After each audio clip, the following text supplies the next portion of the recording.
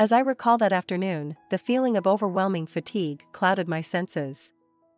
Already juggling the unending demands of 2-year-old twins and grappling with the final month of a challenging pregnancy, I felt pushed to my limits. My body ached and yearned for rest, the kind of deep, uninterrupted sleep that had become a distant memory. The phone call from my husband was abrupt, his tone nonchalant as if he were merely discussing the weather. "Hey, I'm bringing about 10 colleagues home for an after-party. Get things ready, okay?" His words hung in the air, tinged with the expectation that, despite my condition, I should and could handle this. "Just because you're in your final month of pregnancy doesn't mean you can't manage that, right?" he added, as if my pregnancy was a mere inconvenience to be brushed aside. "And make sure there are some desserts that the ladies will enjoy." The room spun a little as I processed his words. Exhaustion was not just a physical state for me at that moment, it was emotional and mental too. My husband, indifferent to the child care and firmly entrenched in the belief that it was primarily a woman's job, had lost his temper previously when I refused his requests on account of short notice or sheer fatigue. Today, I had no energy left for confrontation. Reluctantly, I started preparations, my movements slow and labored. After setting everything up, I retired to the nursery to lay down the twins for their nap, hoping to steal a moment of peace myself. Hours later, the sound of loud voices and laughter filtered through the walls, punctuated by the clinking of glasses. My eyelids fluttered open to the sight of one of my husband's drunk colleagues stumbling into the nursery, surprise etched across his face upon seeing me with the twins. "I didn't know you had young kids and a pregnant wife. Did you trick us?" The accusation in his voice was sharp, his disappointment directed at my husband, who had perhaps painted a different picture. The colleague's indignation escalated quickly as he confronted my husband, his fist raised in anger.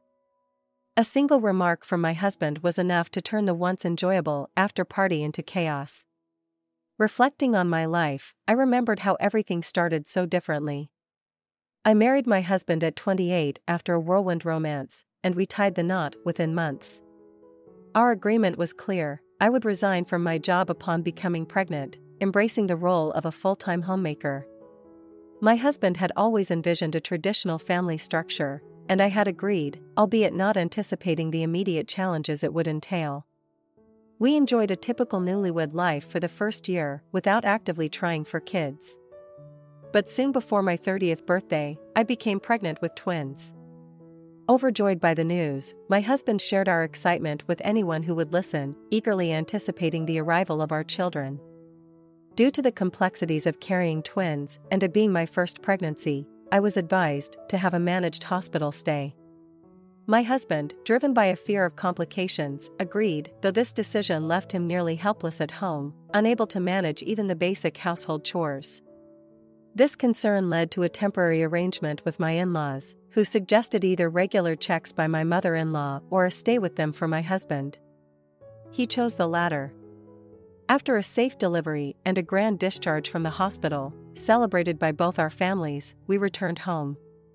The reality of our situation soon set in as my husband expressed relief at escaping his mother's watchful eye, indicating a desire for us to manage alone.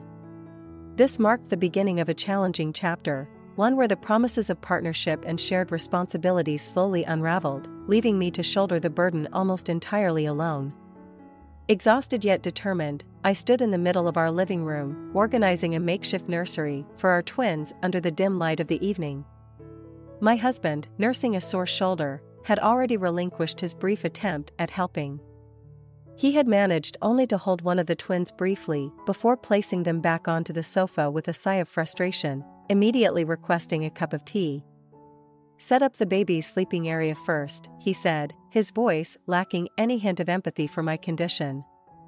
Obligingly, I arranged a comfortable space for the twins to sleep, my body screaming in protest with every movement. This scene was merely an introduction to my husband's growing disinterest in parenting, which became painfully clear the very next day. My parents arrived early in the morning, their presence a stark contrast to the support, or lack thereof, I received from my husband. "Kids first, then everything else, right?" my mom remarked, observing my efforts. She spoke from years of experience, emphasizing the priorities that had clearly been forgotten by my partner. I was left juggling the needs of the twins and the household, with my own needs trailing behind as an afterthought. Around noon, my in-laws arrived, having been briefed by my mother on the challenges of twin care. They had seen firsthand the extent of support needed and, from that day, parenting truly became a joint effort. With both sets of grandparents involved, the responsibilities began to distribute more evenly, albeit more so on my parents' and in-laws' shoulders. My father-in-law and my father, both still employed full-time, did what they could, but it was my mother-in-law and mother who became the primary helpers. The twins were adored by my in-laws, who never faulted my inexperience and always reassured me to take things slowly. "It's a time to learn what being a mother means from our children, so there's no need to regret what you can't do," they often said, providing much-needed reassurance.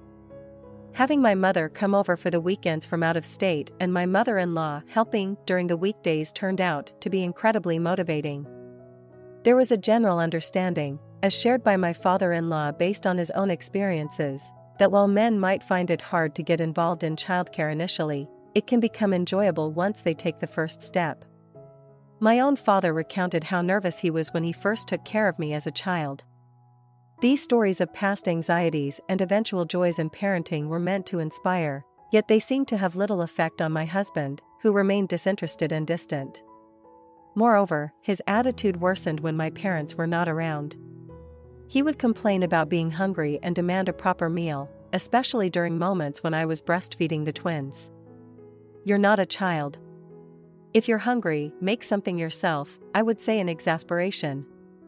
Despite my efforts to manage with ready meals when necessary, he criticized their use and insisted on home-cooked meals, viewing anything less as a failure of my duties as a homemaker. "Babies can't feed themselves. Why don't you suggest taking turns breastfeeding with formula milk instead of demanding a cooked meal?" I proposed during one particularly tense argument. This ongoing struggle highlighted not just the physical toll, but the emotional and relational strains of our new family dynamics. The support of our parents was invaluable, yet it was clear that the path ahead would require much more than just managing day-to-day tasks. It would require a re-evaluation of our roles and expectations as partners and parents. The air was heavy with tension the day my in-laws confronted my husband about his lack of involvement in childcare and household duties. "If I cook, there'll be nothing left for a full-time homemaker to do, and if I breastfeed, what's left for a mother to do?" he argued defensively, his words revealing a deep misunderstanding of our roles and responsibilities. My in-laws and I exchanged glances, astounded by his perspective. What followed was an intense session of lectures from my mother-in-law and basic childcare lessons from my father-in-law, aimed at correcting his skewed views. My husband's participation in household duties and childcare became a reluctant endeavor, his demeanor sullen and resistant. This uneasy arrangement persisted for the next 2 years, during which his frequent use of work as an excuse to shirk childcare responsibilities became a common refrain, especially in front of my parents. With my in-laws, however, such excuses held no water, and he was forced to engage, albeit grudgingly. When I became pregnant with our third child, the scenario shifted slightly.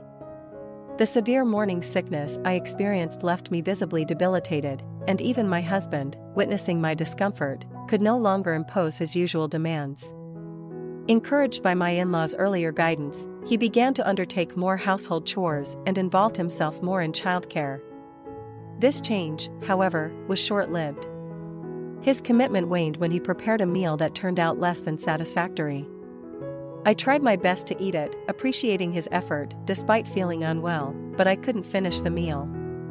He interpreted my inability to eat as a silent criticism of his cooking skills, and feeling that his efforts were futile, he soon reverted to his old ways. His dedication dwindled rapidly, and it wasn't long before he resumed spending his weekends on his hobbies and returning home late from work or social engagements during the weekdays. There were days we barely saw each other.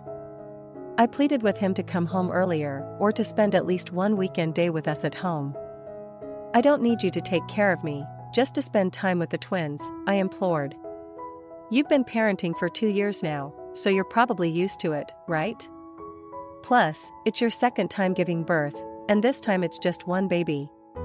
There's nothing left for me to do, he responded dismissively before leaving to enjoy his hobbies.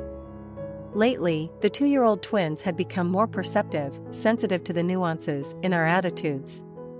They seemed to sense something was amiss from my husband's tone and my frequent sighs of disappointment. As I watched him walk away, a profound sense of isolation washed over me, compounded by the realization of my growing family's needs and my own wavering resolve. Why did I get pregnant with a third child in such a situation? I questioned myself relentlessly. Despite these challenges, there were fleeting moments when my husband showed glimpses of kindness and affection, particularly when he sought physical intimacy. These rare instances were bittersweet reminders of the complexity of our relationship, highlighting both the distance that had grown between us and the lingering connections that, however strained, still existed. As the 38th week of my pregnancy approached, the reality of my upcoming C-section loomed ever larger. The discomfort and anticipation grew daily, as did the palpable tension between my husband and me. Despite the physical burden of carrying our soon-to-arrive child and the emotional weight of managing our twins, I still hoped for my husband's support.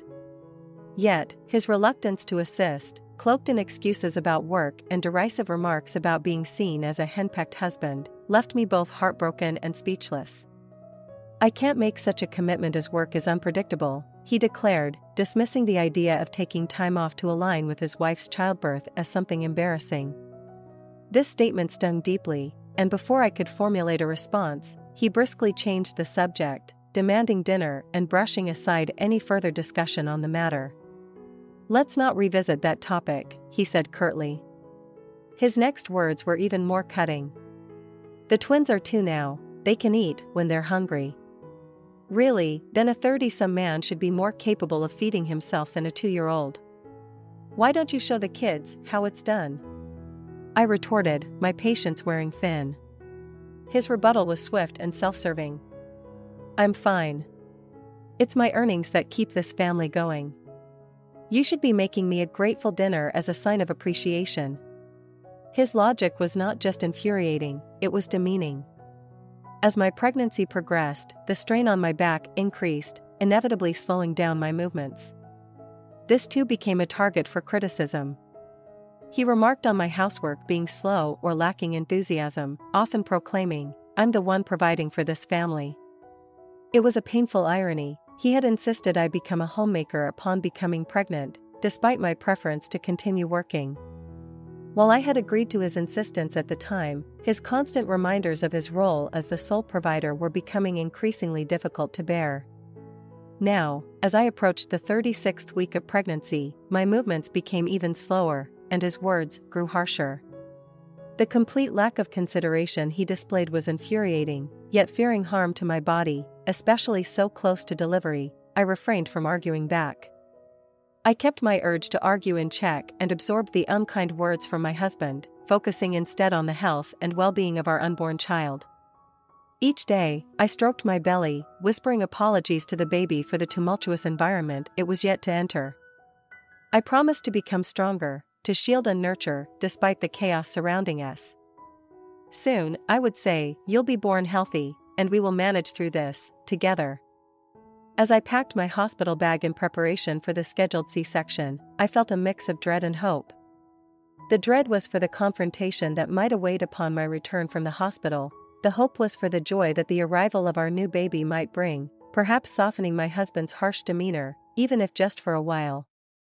The silence in our conversations was heavy, filled with unspoken grievances and fading echoes of a partnership that once promised so much more. The day of my hospital admission for the scheduled C-section was quickly approaching. Amidst my preparations, my husband broached the topic again, his misunderstanding of the situation evident. "The last time was twins, so it was unavoidable, but this time it's just one, right? Wouldn't you feel more fulfillment giving birth naturally?" he questioned, his voice loaded with implied criticism of my choice.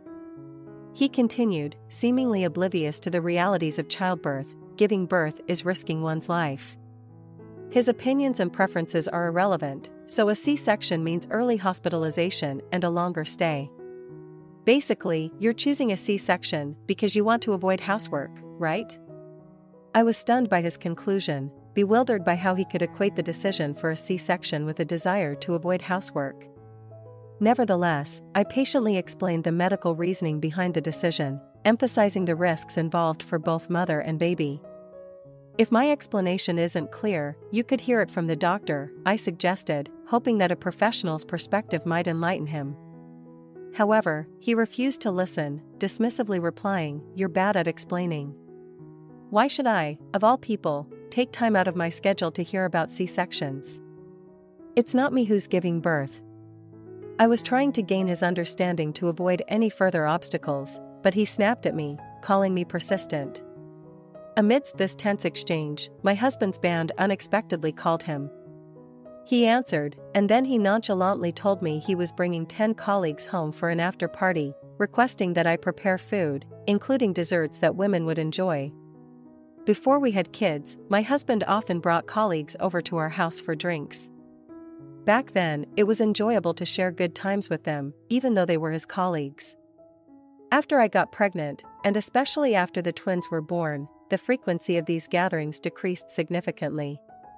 According to my husband, he still invited them, but they hesitated because of the twins, showing consideration for our changed circumstances.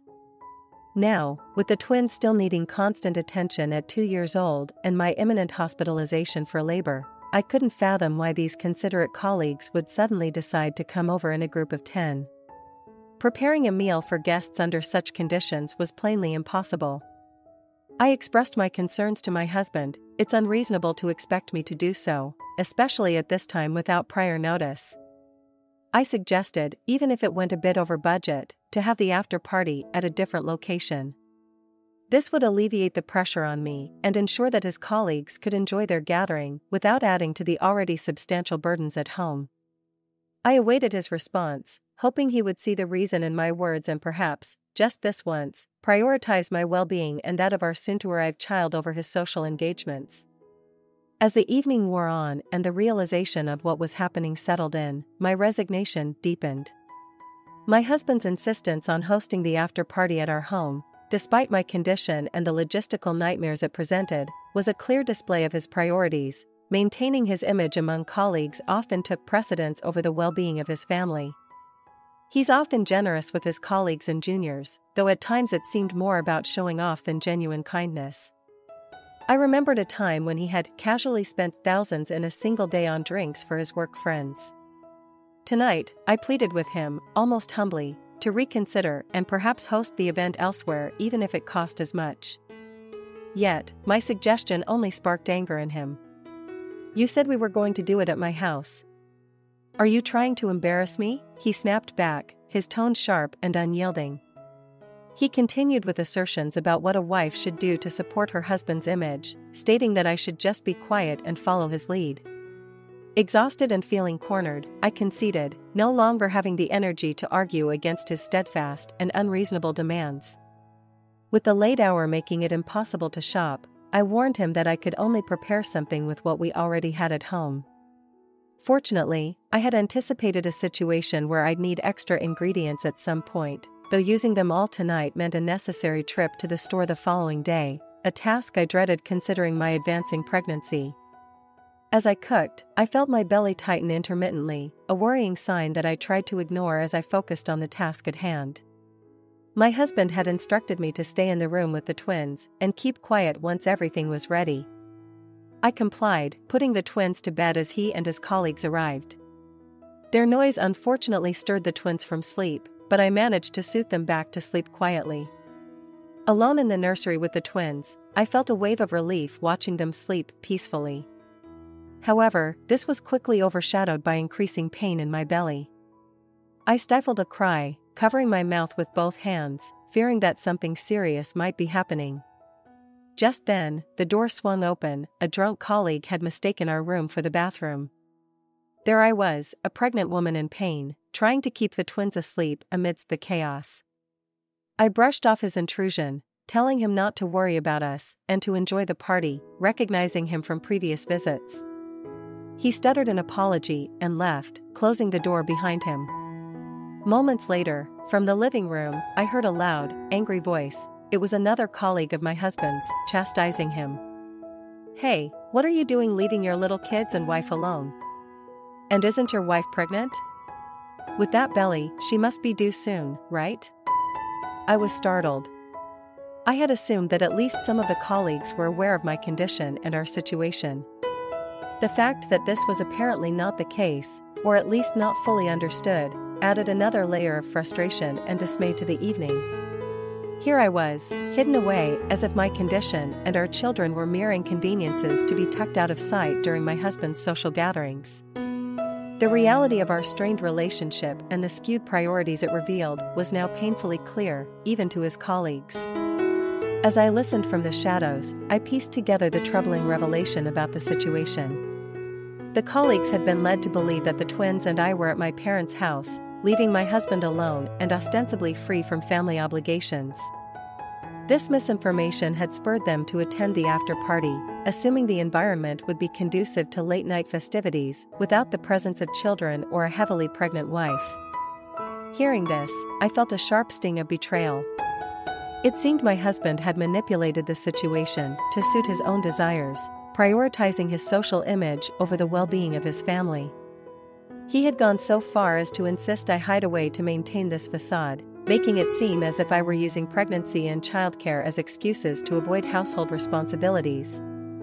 She always uses excuses like taking care of the twins or being pregnant and close to delivering to skip household chores, I overheard him boast, claiming he had to force me to cook for the gathering to compensate for my alleged slacking.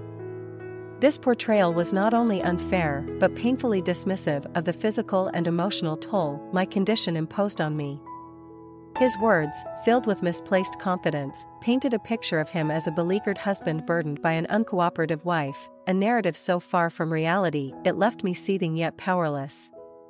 Driven by a mix of fear and curiosity about how this might escalate, I cautiously left the room. I needed to see for myself how my husband was handling the situation now that his colleagues were aware of the truth. As I peeked into the living room, the scene that unfolded was chaotic yet revealing. A colleague, driven by a sense of guilt and indignation, had grabbed my husband by the shirt. Even the colleagues who had been enjoying their drinks were now attempting to intervene, trying to calm the situation. "He's going too far," the angered colleague explained, his voice loud and firm, detailing the misunderstanding that had brought them here under false pretenses. This outburst seemed to serve as a wake-up call to others present. Several colleagues, particularly those with young children themselves, began expressing their disbelief and disdain for how my husband had misrepresented our family situation. The female colleagues, understanding the gravity of being in the late stages of pregnancy while caring for young twins, voiced their disgust, calling his actions unforgivable and labeling him the worst kind of husband. Amidst these revelations and growing discontent, voices rose suggesting that the gathering should disband. Some began to tidy up, their earlier festive mood dampened by the unfortunate truths laid bare. The situation had clearly spiraled beyond a mere social gathering. It had become a moment of reckoning for my husband, as his colleagues confronted the reality of his domestic tyranny, a stark contrast to the reasonable facade he maintained in public. As the reality of my impending labor set in, amidst the tumultuous backdrop of my husband's disgrace among his colleagues, the pain in my stomach became more regular and intense. I realized that I was indeed in labor and needed to get to the hospital immediately. My husband, caught in the throes of his own humiliation, seemed paralyzed, unable to respond to my needs. One of his colleagues noticed my distress and quickly handed me a cordless phone when I nodded in response to his question about needing to call the hospital.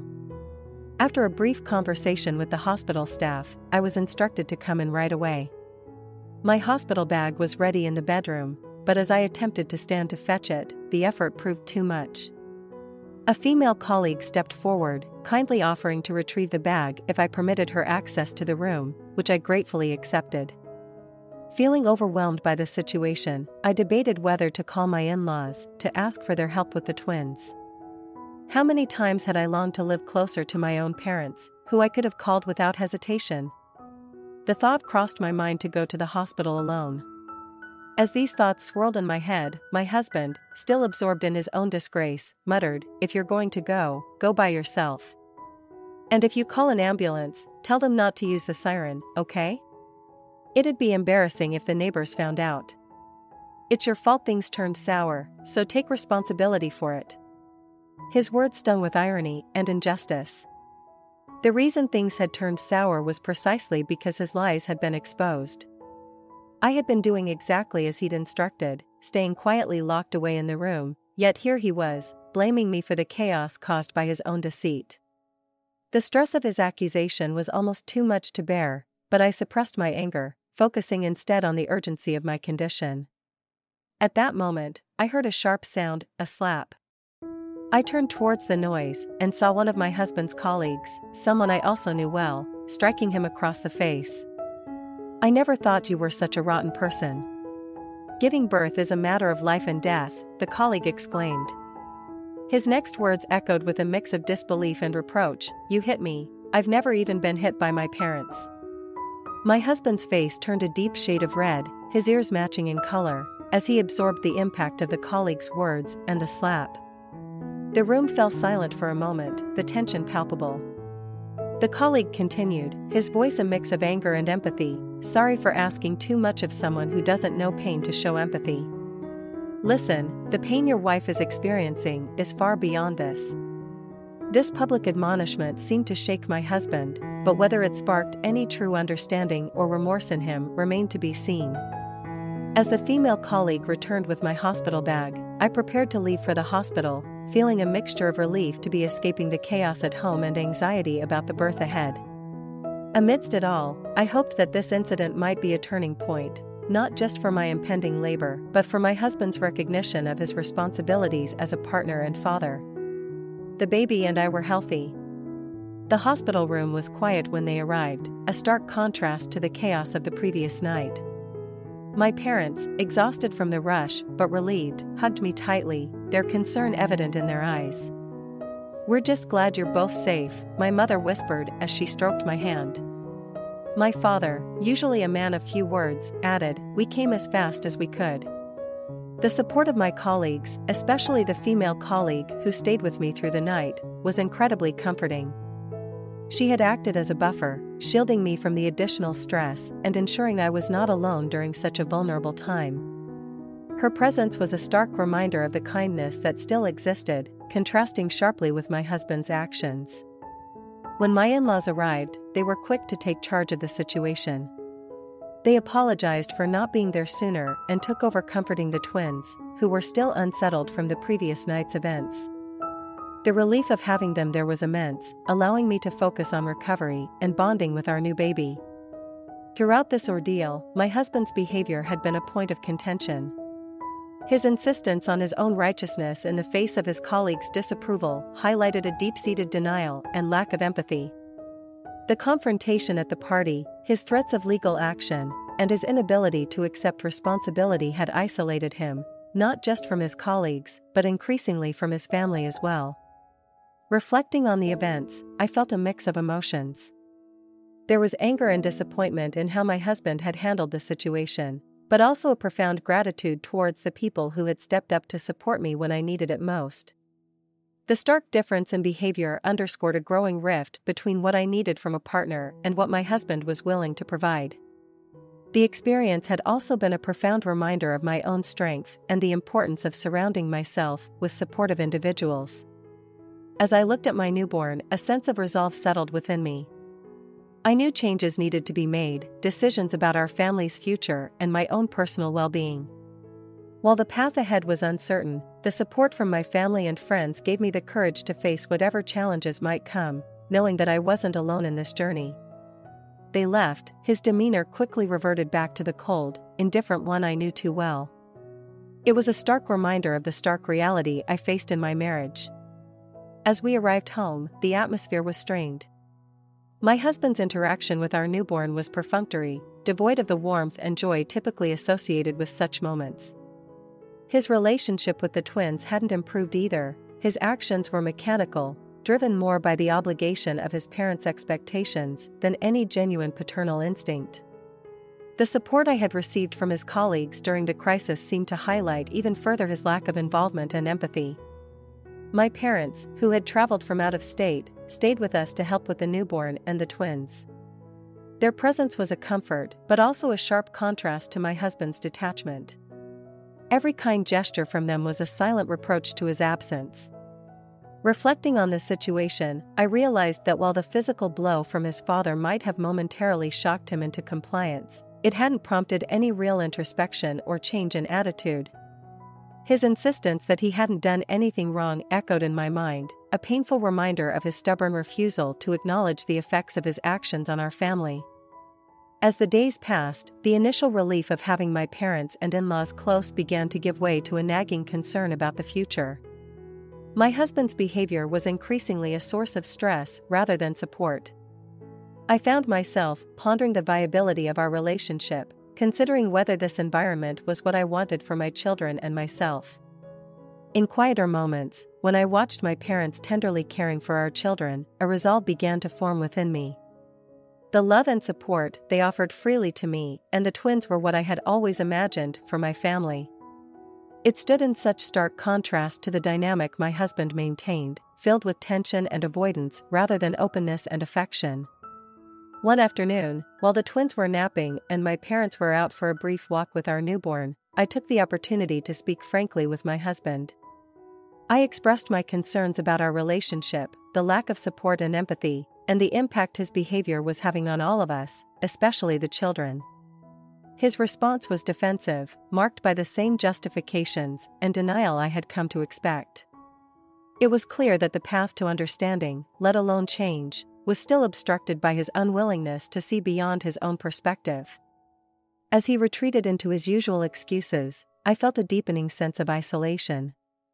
Determined to seek a healthier environment for my children and myself, I began to consider more drastic options, including the possibility of seeking support from family law professionals. The thought of navigating such a path was daunting, but the need for a stable and nurturing home for my children outweighed the fear of the unknown. As I laid plans for the future, I was bolstered by the support of my parents and the memory of the kindness shown by my husband's colleagues. Their actions had not only helped me through the immediate crisis, but had shown me the kind of compassionate community I wanted to surround myself and my children with, something far removed from the tumult and neglect we had known. To live on his own.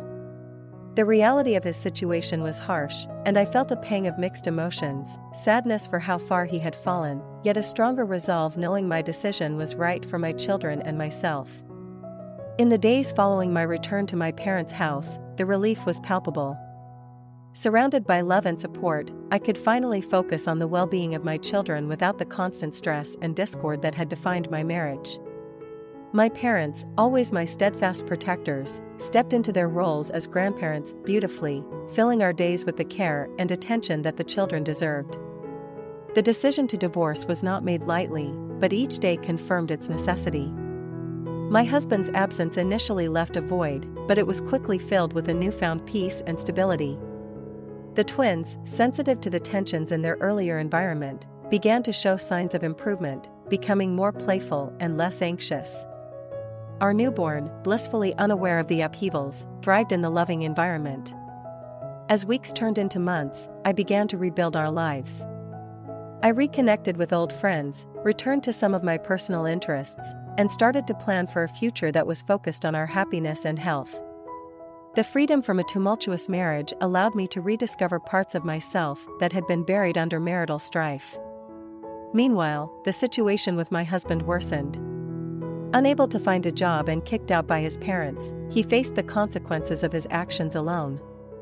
Despite the difficulties he encountered, these were self-inflicted, a result of years of neglecting his relationships and responsibilities. His pleas for reconciliation became more desperate, but I had moved beyond the possibility of going back. The sanctuary he sought no longer existed, replaced by a home filled with warmth and respect, built on the solid foundation my parents provided. His colleagues, who once respected him, now held him in low regard due to his personal failings affecting his professional life. This loss of respect at work was a blow to his ego, which he had always prioritized over our family. Now, stripped of his professional persona and isolated from his family, he was forced to confront himself, a reality he had avoided for years. In this new chapter of my life, free from the shadows of his influence, I focused entirely on providing a nurturing and positive environment for my children. The support of my parents was invaluable, offering not just help with daily childcare, but also emotional support. The divorce, once a daunting prospect, now felt like liberation, and each day reinforced that the strength to leave had been a gift to myself and my children. As for my husband, his journey was his own to make. Whether he would learn from his mistakes and rebuild his life in a meaningful way was uncertain. What was certain, however, was that my children and I would continue to thrive in a home defined by love, support, and peace, far removed from the turmoil of the past. Driven by his desperate circumstances, my ex-husband's life had spiraled into a difficult and precarious state. Despite our separation and the difficult past between us, I couldn't help but feel a pang of sympathy for him being cornered into such a grim situation. He was caught in a cycle of debt, with much of his earnings garnished for child support, alimony, and repayments to less than reputable lenders who had become his last resort for financial survival. Meanwhile, I had returned to my parents' home, where the atmosphere was starkly different. Here, support and positivity filled our lives, providing a stable and nurturing environment for the twins and our new baby. Despite the complexities of my relationship with my ex-husband, I maintained a connection with his colleagues and his parents. They had shown us kindness and support during our most challenging times, and those bonds had only strengthened. The twins often reminisced about the times they played with the big sister and big brother, the colleagues who had looked after them during the tumultuous party night. Seeing their genuine affection for these people, I reached out to reconnect, not expecting much but hoping to maintain the relationships that had become a surprising yet vital part of our lives. To my delight, the reconnection was positive. These colleagues had shown true sensibility and kindness, starkly contrasting with the behavior of my ex-husband at the time of the party. What I had initially thought of as an inappropriate timing for a party turned out to be a display of solidarity and support from people who genuinely cared. Their actions had indirectly led to my current happiness, and I found myself grateful for their presence in our lives. I began socializing with some of these colleagues on a family-to-family basis, forging strong relationships that extended beyond mere acquaintance. We shared parenting experiences and supported each other through the ups and downs of raising children. It was a refreshing change that brought new joy and connections into our lives. My in-laws, too, continued to be very good to us.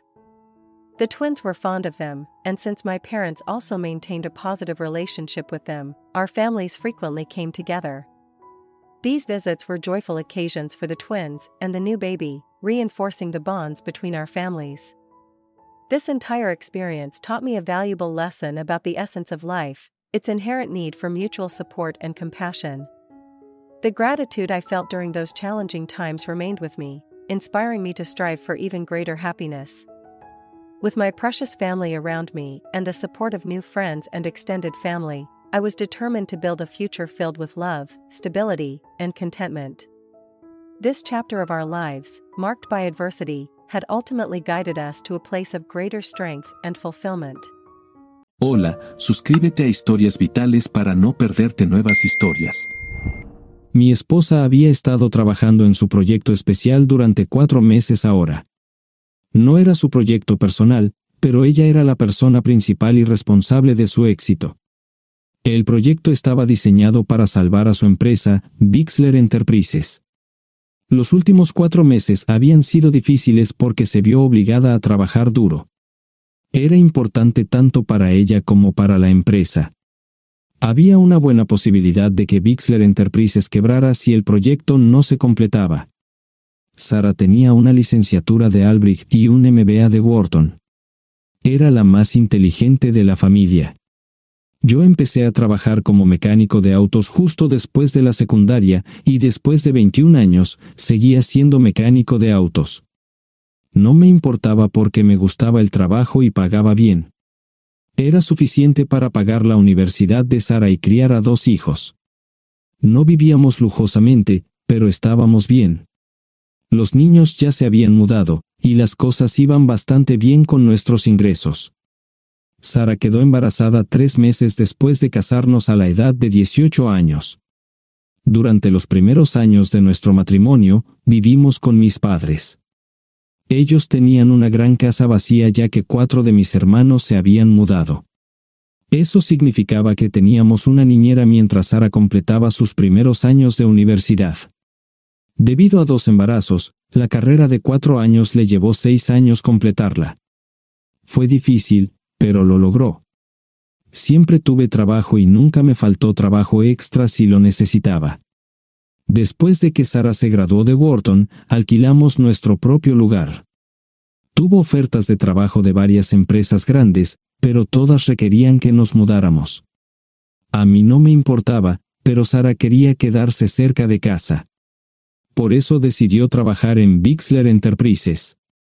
Pagaba bien, pero lo más importante, le daba responsabilidad y la oportunidad de avanzar. Sara era una empleada trabajadora y dedicada. La presentación es el jueves en el Hotel Thyssen en Filadelfia. Tomé unos días libres en el trabajo para ayudarla según fuera necesario. Al final, todo lo que logré fue hacerle algo de comer cuando llegaba a casa. No sabía nada sobre su trabajo, ni tampoco quería saber, los negocios corporativos de alto nivel me aburrían. Empresarios de Europa, Asia y América del Sur venían aquí, la empresa pagaba sus boletos de avión y proporcionaba habitaciones en el Hotel Thyssen mientras estaban aquí. Era caro como el infierno, y por algunas cosas que Sara había dicho, la empresa estaba sobreestimando sus finanzas. Su presentación era importante para ella, para la empresa y para más de 200 empleados. Hasta el martes por la noche, todo iba bien. Sara llegó a casa con un traje nuevo, un traje gris con una blusa blanca. Desplegó todo lo que necesitaba en la cama de la habitación de invitados. Cuando se trataba de la limpieza de la casa, ella era normal, pero cuando se trataba del trabajo, era meticulosa. No entendía por qué necesitaba sacar su ropa interior de lujo, pero no dije nada. Además de su traje para la presentación, tenía varios vestidos de cóctel lindos para eventos sociales antes y después del evento. Siempre había evitado tales eventos, pero me sentía obligado a ir con ella si ella quería que lo hiciera. Me agradeció la oferta, pero dijo que no era necesario. Todos los materiales y equipos que necesitaba estaban guardados ordenadamente en el maletero de su Volvo. Antes de salir del trabajo, ella misma conducía el coche para asegurarse de que todo estuviera en perfectas condiciones. Tenía todo el día miércoles para prepararse y toda la noche del miércoles para socializar con sus invitados. Sara era tan buena en lo que hacía que sentía que habría sido mejor si simplemente me hubiera mantenido alejado de ella. Finalmente, había terminado. Lo había revisado y vuelto a revisar todo. Todo lo que necesitaba ahora era una ducha caliente y una buena noche de sueño. Supongo que mi error fue que empecé a revisar sus cosas después de que Sara comenzara a ducharse. Pensé que estaba ayudando, pero resultó ser lo contrario. Estaba moviendo cosas en la cama cuando un pequeño sobre blanco cayó del bolsillo lateral de su bolso de maquillaje. Una carta de una farmacia, pero no del tipo que solemos usar. Dentro había 10 pastillas. No tenía idea de qué era, Pren, y las instrucciones eran confusas. Si es necesario, tomar una pastilla y luego una segunda pastilla 12 horas después. Pensé que podría ser algo que ella había conseguido para la ansiedad o los nervios, pero las instrucciones no tenían sentido.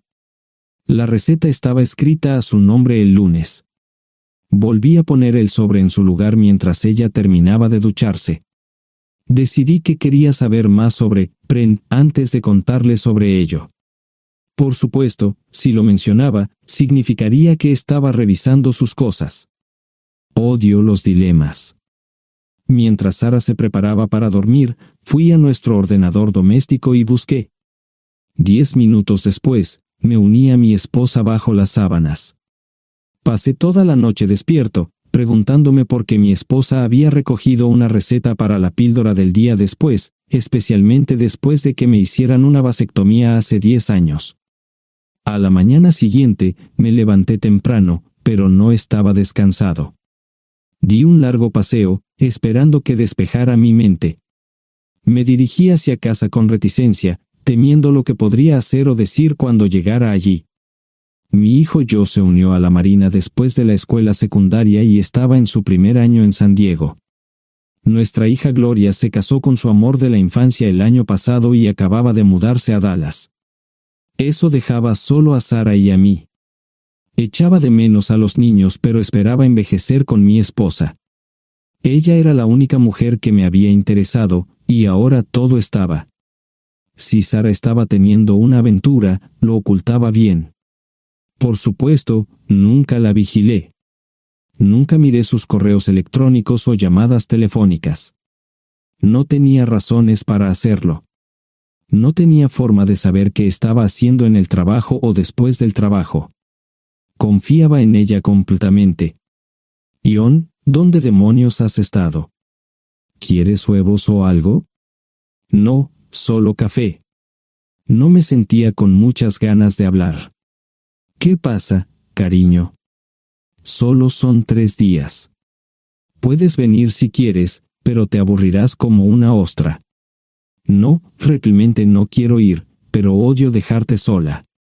Me preocupo cuando no estás aquí. Es muy dulce, querido, pero estará bien.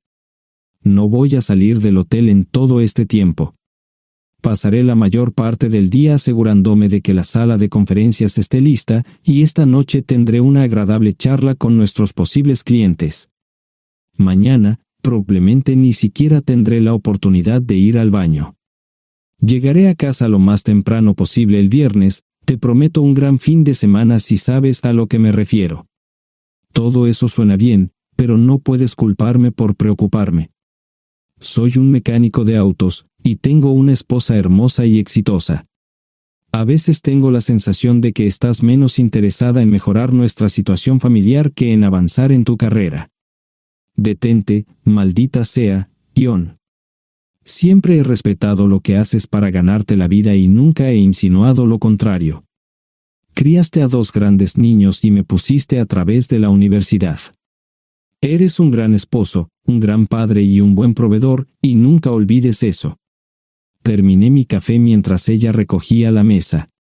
¿Quieres que te llame? No, no es una buena idea. Tendré el móvil apagado, y voy a apagar el teléfono de la habitación por la noche para poder dormir. Te llamaré siempre que pueda. La ayudé a cargar el coche, era tan meticulosa con eso como con todo lo demás. Trabajando, le llevaría 3 horas llegar al Hotel Lysen. Me quedé en el porche y la vi marcharse. No me molesté en preguntarle por las pastillas. Pasé el resto de la mañana en el porche. No recuerdo haberme preocupado tanto como ahora. Me sentía pequeño e insignificante. Me sentía fuera de mi liga. Era un tipo de pueblo con un trabajo mediocre y una esposa exitosa. Era una combinación equivocada. Debería haberlo notado antes. Me sentía estúpido. El mejor traje que tenía era una chaqueta azul y un par de pantalones. Al menos tenía algunas corbatas, aunque tenían 10 años de antigüedad. Acababa de terminar de vestirme cuando sonó el teléfono fijo. Oye, cariño, solo quería avisarte de que llegué bien. ¿Tuviste un buen viaje? Supongo que el tráfico no estaba demasiado denso. Estuvo bien. Te llamaré esta noche. Ahora tengo que irme. Estoy en la habitación 714, Sara. Puedo estar en casa de mis padres o en la de mis hermanos esta noche si quieres llamarme a mi móvil. De acuerdo. Suena el teléfono móvil. Te quiero, tengo que irme. Me tomé mi tiempo para llegar a Filadelfia. No fui directo al Lysen, primero me detuve y compré un filete con queso. Prometí hacer una larga noche. No estaba seguro de qué iba a hacer. Estacioné en el garaje del hotel y simplemente esperé. Tarde o temprano, tenía que entrar en el hotel. Simplemente no podía decidir cuándo hacerlo. El sonido de mi teléfono celular me ayudó a tomar mi decisión. Ion, solo quería avisarte de que todo se ha arreglado. Ahora voy a bajar para encontrarme con algunas personas y cenar. No olvidaste nada, ¿verdad? No, todo está bien. Tengo todo en mi habitación para mañana. ¿Necesitas algo? No, Ion, relájate. Voy a apagar mi teléfono. Te llamaré mañana por la mañana. ¿De acuerdo? Ríe, diviértete. No es divertido, Ion, es trabajo. No parecía estar demasiado fuera de lugar. El vestíbulo, el restaurante y las salas de conferencias estaban llenos de gente, así que pude pasar desapercibido. Había un folleto pequeño y bonito que mostraba el diseño de todas las habitaciones del hotel. Me paseé por las diferentes habitaciones y me detuve en las paredes, mirando alrededor entre la multitud. No tenía ni idea de qué haría si Sara me veía. Lo averiguaría si y cuando eso sucediera. Encontré un tablero de eventos que enumeraba todas las habitaciones que estaban siendo utilizadas por los diversos grupos. Bixler Enterprises no tenía habitaciones disponibles para el miércoles por la noche. Esto me pareció interesante. Sara había dicho que no iba a salir del hotel, pero ahora no estaba tan seguro de eso. Había 3 comedores, familiar, informal y de alta cocina. A Sara no le gustaba mucho cenar con niños, así que fui primero al comedor informal. Solo me llevó 5 minutos asegurarme de que no estaba allí. Tuve mejor suerte en el salón gourmet, era una acogedora mesita encajada en la esquina, el tipo de mesa que la gente reserva para tener un encuentro privado. Sara llevaba un vestido de cóctel negro con un escote pronunciado y perlas, se veía elegante y su acompañante parecía apreciarlo. Conocía a algunas personas con las que trabajaba Sara, y él no era una de ellas. Me resultaba familiar, pero no había forma de que pudiera recordarlo. Había muchas sillas libres, así que no tuve problemas para cruzar la sala. Había velas y pequeños candelabros de cristal en las mesas. Apagué la mía y le dije al camarero que me molestaba por el glaucoma. Pedí el plato de pollo de siempre y me acomodé. El camarero me sirvió el café por tercera vez. Disculpe, el tipo en la mesa de enfrente me parece muy familiar. ¿Sabes quién es? Sí, ese es Malcolm Eugene Foote. Es miembro del Consejo Municipal, se espera que se postule para el Congreso en los próximos años. ¿Es esa su esposa con él? Es muy bonita.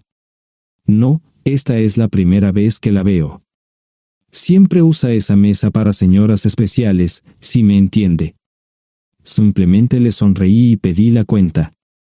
Nunca había visto a Sara tan sensual con un hombre antes. Parecía captar cada palabra que decía, como si fuera Dios o algo así. No estaban haciendo nada inapropiado, pero tampoco era platónico ni profesional. Cuando me fui, estaban terminando su segunda botella de vino. Ahora entendía por qué se había llevado su lencería elegante. Me acomodé en una esquina del vestíbulo para que no me vieran. 10 minutos después, salieron del restaurante. Ella le tomaba la mano mientras caminaban por el vestíbulo hacia el ascensor. Observé cuidadosamente los indicadores de piso. Que el ascensor se detuviera en el tercer piso era una buena señal, significaba que no lo había llevado a su habitación. Era una mala señal cuando el ascensor no llegaba al 7º piso, significaba que ella fue a su habitación. Por si acaso me equivocaba en algo, me senté en el vestíbulo y observé el ascensor durante 1 hora. La gente entraba y salía, pero Sara no estaba entre ellos. Saqué mi maleta vacía del coche y me dirigí al mostrador de recepción. Aunque podía demostrar que era su esposo, me costó trabajo conseguir una tarjeta llave. Se dieron después de llamar a la habitación, pero nadie respondió. Finalmente, estaba en camino a la habitación 714 con la tarjeta llave.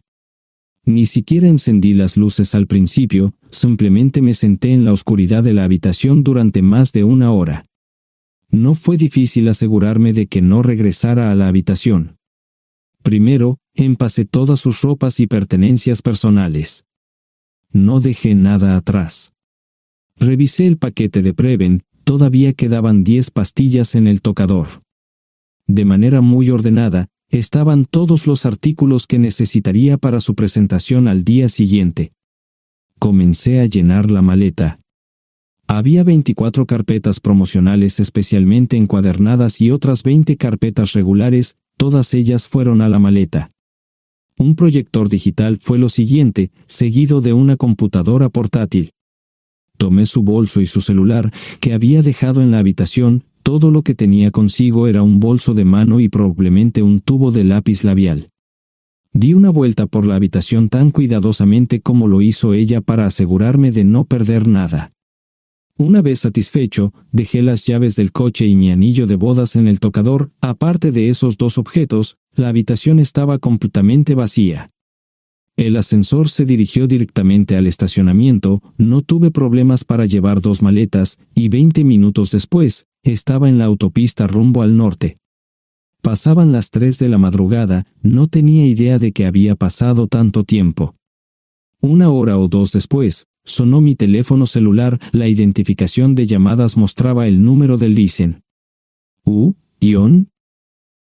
Sí, ¿dónde estás? Estaré en casa pronto. Eso fue todo lo que dije. Hubo silencio en el otro extremo de la línea. Los vendedores tienen un viejo dicho, el primero que habla pierde. Pareció una eternidad antes de que ella hablara. Ion, lo siento. No preguntó nada y simplemente colgó. Apagué mi teléfono, era obvio que había regresado a su habitación. Más tarde ese día, tenía que dar una presentación que salvaría a su empresa y le daría un ascenso. Metí las maletas en el desván del garaje. Sara nunca iba allí y nunca pensó en buscar algo allí. Por supuesto, en este punto, estoy bastante seguro de que no importaba.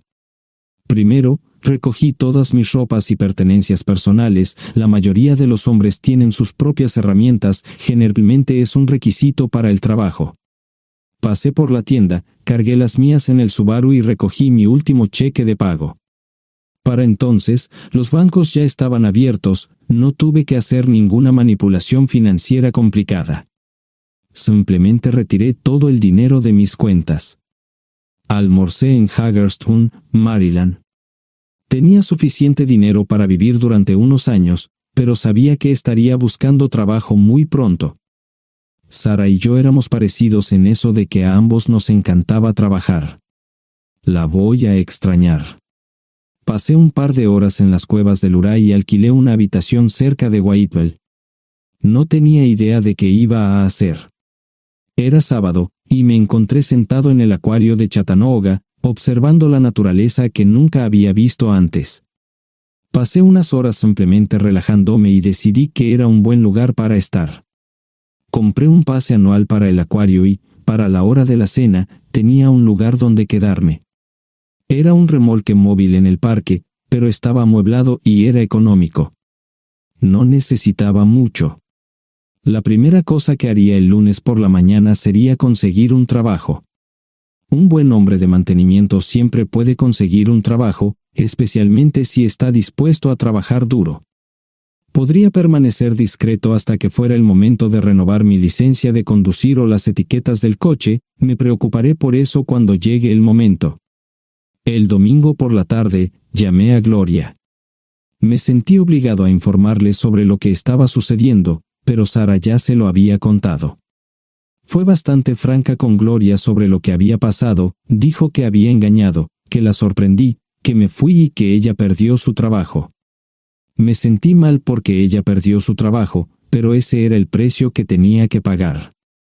Le pedí a Gloria que le dijera a Josh lo que estaba sucediendo la próxima vez que hablara con él. También le dije que la llamaría aproximadamente una vez al mes para verificar cómo iban las cosas. No le dije dónde estaba. Para el mediodía del día siguiente, tenía un trabajo. En realidad, estaba a poca distancia del parque de remolques, con el Waffle House a mitad de camino. ¿Qué más podría querer un hombre? No sé cómo manejaron el papeleo, pero me estaban pagando $20 por hora sin hacer preguntas. Estaba feliz, y ellos también. Ni siquiera tendría que tocar el dinero que traje conmigo. Unos 2 meses después, Gloria me informó que Sara se había mudado de la casa y estaba viviendo con sus padres. Gloria no sabía nada más, pero estaba feliz de que estuviera estable y le estuviera yendo bien. Joss me llamó desde San Diego solo para informarme que iba a hacer un crucero. Era técnico en aviónica en un portaaviones, intentó explicar qué hacía exactamente, pero estaba más allá de mi comprensión.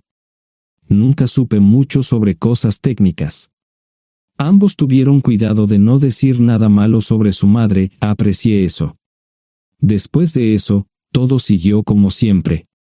Comencé a hablar con Gloria al menos semanalmente, Joss y yo comenzamos a enviar correos electrónicos regularmente. Gloria hablaba regularmente con Sara, pero decía muy poco sobre lo que estaba haciendo o dónde estaba. Nunca presenté la solicitud de divorcio, y parece que Sara tampoco lo hizo. Tengo una licencia de conducir de Tennessee y las etiquetas en el Subaru. Comencé a frecuentar un bar local un par de veces al mes y tuve encuentros casuales, 2 mujeres se alternaban como mis compañeras nocturnas regulares. No buscaban compromisos, y yo tampoco, parecía funcionar bien para todos nosotros. La vida era buena. Eso fue hace mucho tiempo, y gradualmente olvidé a Sara. Con el tiempo, el Subaru comenzó a darme problemas, había olvidado cuánto tiempo había pasado. Tenía más de 200,000 millas. Estaba reflexionando sobre esto con una jarra de cerveza un día cuando me di cuenta de que habían pasado casi 5 años desde que me fui de casa. Mantuve un contacto cercano con ambos hijos, Gloria ya tenía 2 hijos propios en este momento y quería que los visitara. Joss casi se casó con una mujer tailandesa, pero en el último momento, se negó.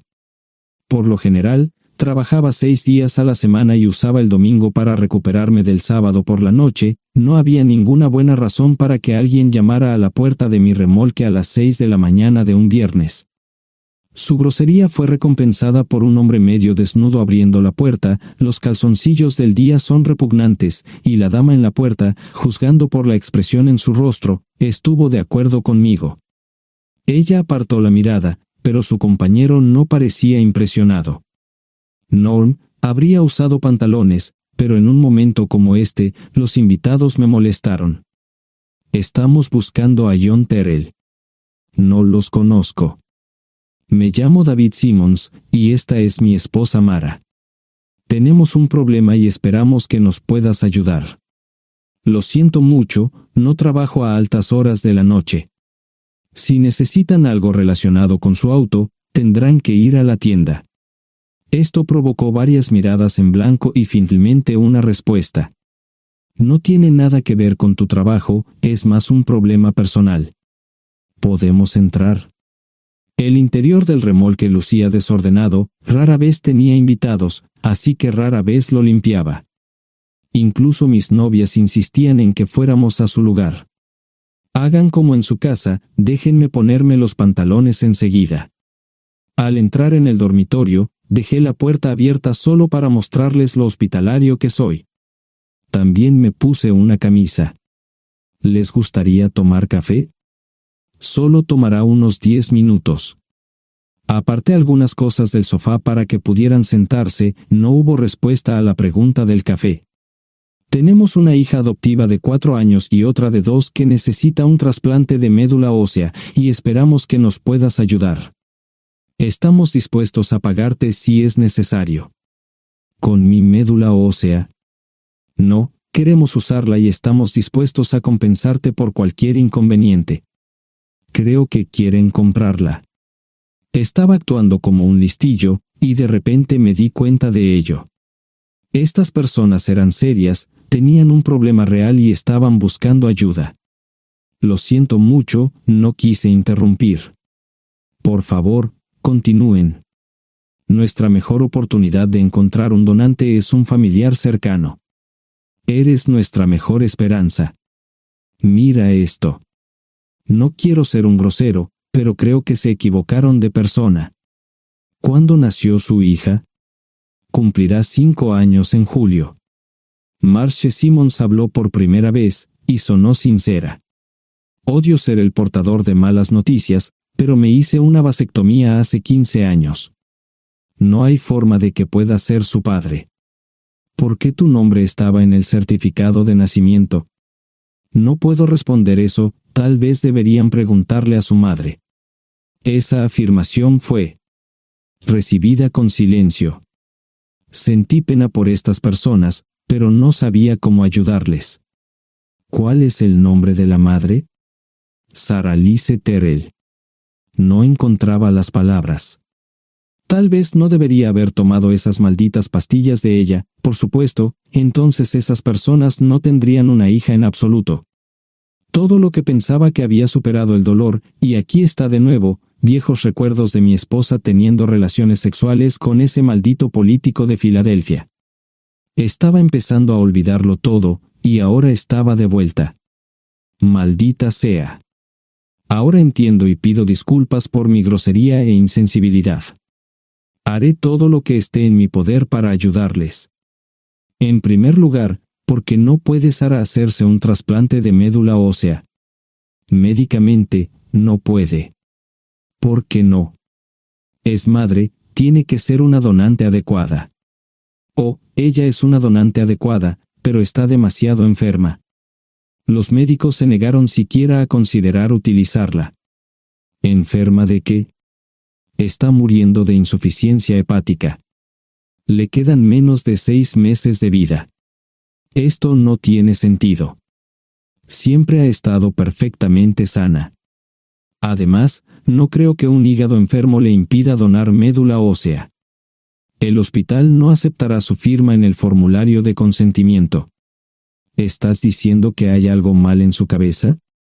Ambos me miraron en silencio, sabían la respuesta, pero no querían decirlo. En ese momento, no quería que se sintieran aún más incómodos.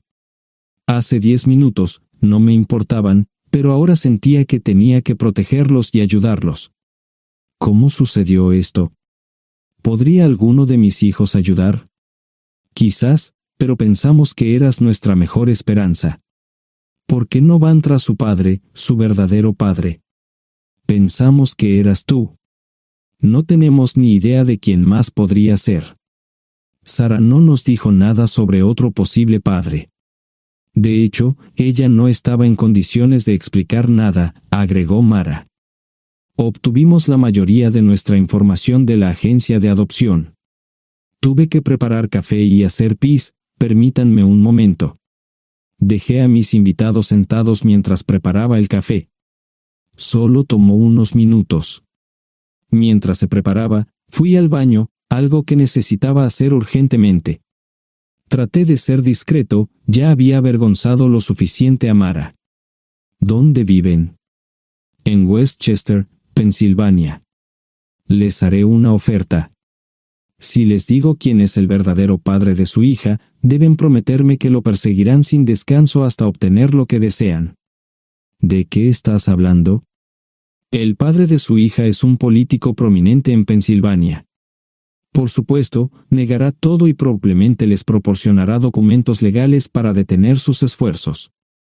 Si acuerdan presionar lo suficiente para que él admita que la niña es suya, podrán avergonzarlo y obligarlo a hacerse un trasplante de médula ósea. Eso es lo que quieren, ¿verdad? Sí, claro, pero ¿cómo hacemos eso? No lo sé. Soy mecánico. Trabajo con metal para ganarme la vida. Creo que la mejor manera sería utilizar la televisión, la radio y los periódicos. Los políticos harán cualquier cosa para evitar una mala publicidad. ¿Tienen amigos que puedan ayudar? Bueno, ahora ambos estaban sonriendo. Debo haber dicho algo que les dio esperanza. Creo que podemos hacer esto. ¿Quién demonios es él? Malcolm Eugene Foote. Se postula para el Senado de los Estados Unidos. Apuesto a que hará cualquier cosa para evitar una mala publicidad. El café estaba listo, pero David y Marshall no podían esperar para llegar a casa. Antes de irse, les dije cómo ponerse en contacto con Gloria y Josh en caso de que los necesitaran. Estaba seguro de que ayudarían. También les pedí que me dijeran dónde estaba Sara. Probablemente estaría en Pensacola antes de que ellos regresaran a Westchester. Me corté el pelo y compré una camisa nueva. Sara era una tramposa que arruinó mi vida, pero aún así quería lucir bien cuando la viera. Era otro remolque, pero esta vez era un bonito doble nuevo. Allí estaba su Volvo con una llanta desinflada y un parabrisas roto. La mujer que abrió la puerta no era Sara, parecía que la habían empapado fuerte y la habían dejado empapada. Tenía al menos 45, tal vez 50, y debió haber tenido una vida difícil. La falta de maquillaje no ayudaba y simplemente se veía horrible. No tuve la oportunidad de abrir la boca. Caray, si no es John Terrell. Nunca esperé verte aquí. Tuve que usar la vieja línea, me estás poniendo en desventaja. Serry Hart. Pasa, entra. ¿Quieres una cerveza? No, pero gracias. Estoy aquí para ver a Sara. Serry cruzó la habitación y se detuvo en el buffet del comedor. Aquí está, John. Mírala todo lo que quieras. Su mano señalaba una urna de latón que estaba en el centro del buffet vacío. Supongo que llegué demasiado tarde. No me moví, solo me quedé mirando el contenedor frente a mí. ¿Puedo tomar una cerveza ahora? Sara se mudó a Pensacola después de dar a su bebé en adopción. Compró el remolque con el dinero que recibió de Bixler Enterprises después de que la despidieron. Tenía una participación en las ganancias, 401k, y vacaciones y días de enfermedad. Eventualmente, consiguió un trabajo en una fábrica local de prendas de vestir donde trabajaba en el departamento de envíos. Allí fue donde conoció a Serry. Serry alquilaba una habitación de Sara. Cada centavo que Sara ganaba iba para el alcohol. Empezó con vino y gradualmente pasó a bebidas más fuertes, las más baratas. Eventualmente, perdió su trabajo debido a su alcoholismo y se vio obligada a usar sus ahorros. Nunca salió con nadie ni salió a ningún lado. Serry se quedó con ella, pagó sus servicios públicos y compró alimentos que Sara no comía. Le llevó más de 3 años quitarse la vida. Increíblemente, ella tenía un testamento y me dejó un doble remolque y un Volvo. Serry explicó que Sara estaba tan angustiada por lo que había hecho que simplemente se rindió. No intentó evitar el embarazo ni siquiera terminarlo. La adopción se había arreglado meses antes de que naciera el bebé. Nunca volvió a trabajar, excepto en los trabajos clandestinos que hacía mal. Serry dijo que Sara no parecía tener ambición ni propósito en la vida. Sara hablaba mucho de mí pero tenía miedo de intentar contactarme. Gloria le dio mi número, pero nunca me llamó. Era como si su aventura de una noche la hubiera lastimado más a ella que a mí. Estuve allí durante 2 semanas y luego vendí el remolque de Serry por $1 y obtuve $3,000 por el Volvo. 2 días después, estaba en Westchester visitando a mis nuevos amigos David y Marche. Malcolm Eugene Foote resistió al principio, pero David y Marche lo presionaron hasta que cedió. Insistió en pruebas de ADN, que demostraron que era el padre. Para salvar la cara, más o menos lo obligaron a someterse a un trasplante de médula ósea, que fue exitoso. La carrera política y la vida familiar de Malcolm no dejaron una impresión favorable. Su caída en las encuestas fue tan rápida que el partido lo reemplazó por otro candidato unos meses antes de las elecciones. Su esposa solicitó el divorcio y fue muy pública al respecto. Sara y yo estamos viajando ahora a Dallas para ver a Gloria y a mis nietos. No sé cuánto tiempo mantendré a Sara conmigo, probablemente hasta que tenga a alguien.